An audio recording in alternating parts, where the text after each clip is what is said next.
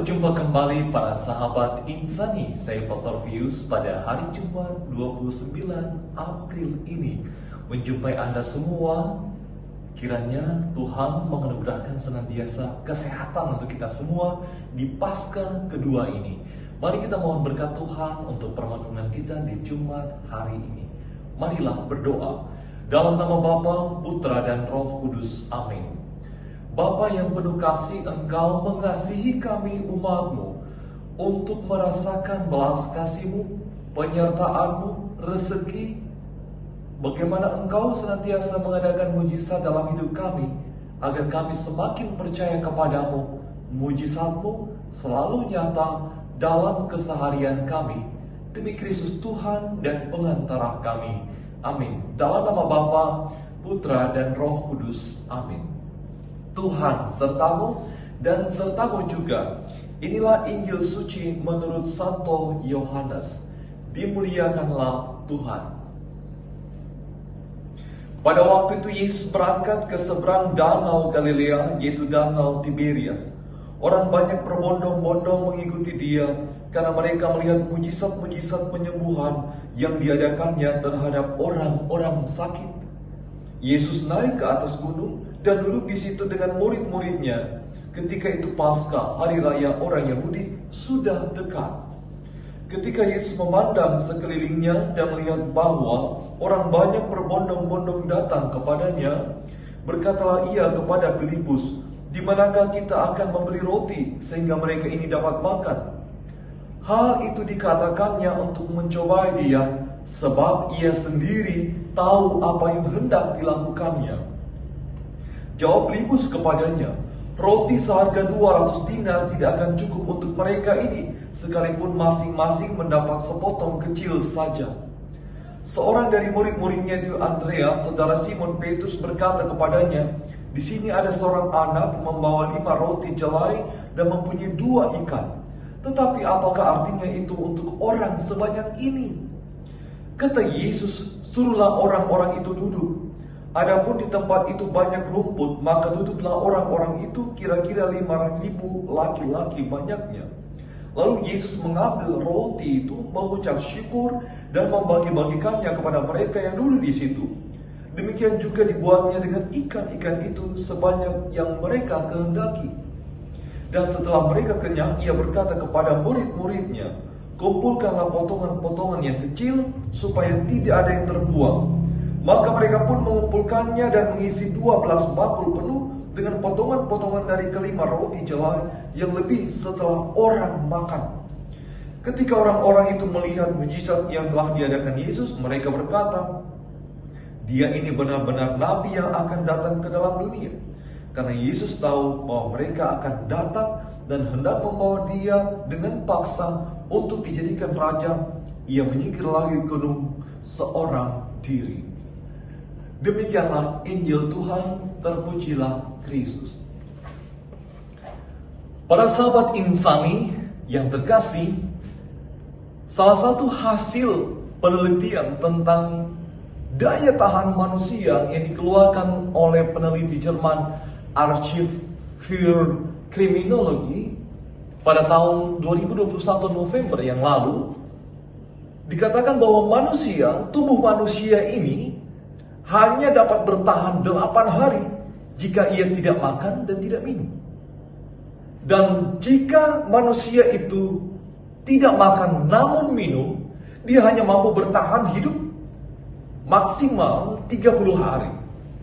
Itu kata Archiv für Kriminologie Jerman.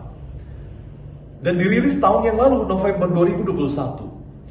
Hasil penelitian daya tahan manusia yang hanya bertahan 8 hari jika tidak makan dan tidak minum, dan kemudian jika dia tidak makan tetapi minum mampu bertahan 30 hari, itu mau mengatakan bahwa manusia, tubuh kita ini tidak dapat bertahan tanpa makan, tanpa minum. Artinya makan menjadi kebutuhan utama tubuh ini.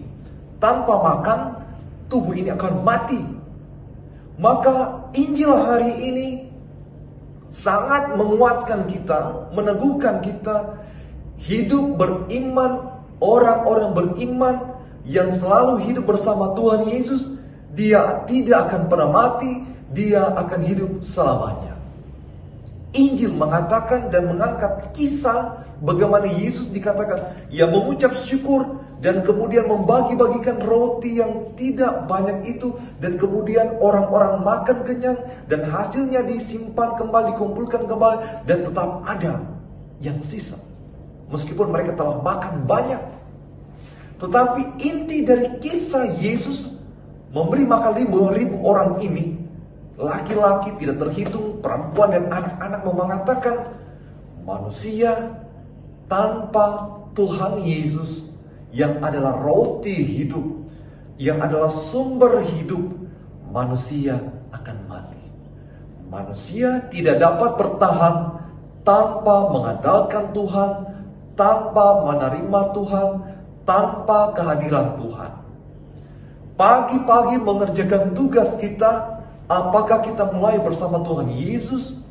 Apakah ketika kita menikmati hasil karya kita katakan ini adalah berasal dari Tuhan, ini adalah berkat Tuhan, ini adalah rahmat dan mujizat dari Tuhan yang harus saya syukuri, bahwa saya tidak dapat hidup tanpa Tuhan.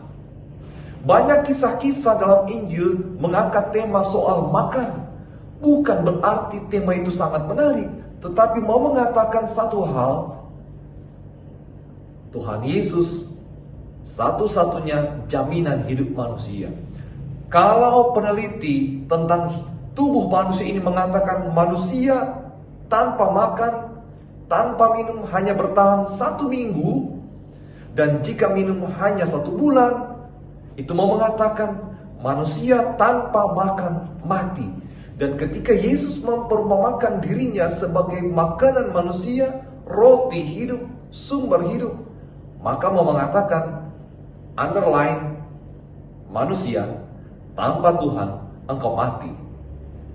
Apapun yang kita kerjakan, apapun kehidupan kita, apapun usaha kita, bagaimanapun keluarga kita, hadirkan Tuhan, jadikan Tuhan sebagai sumber satu-satunya andalan dan kekuatan kita, maka semuanya menjadi hidup.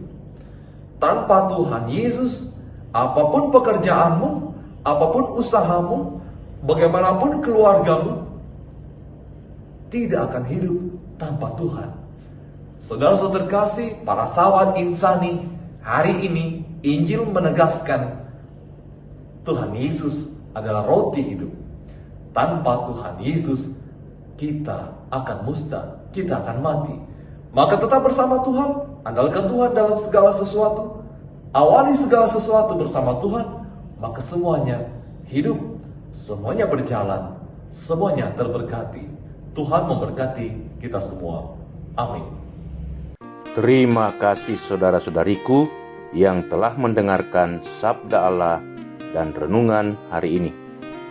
Saya, Pastor Marcel Lolotandung, mengucapkan berlimpah terima kasih kepada Pastor Pius Octavianus.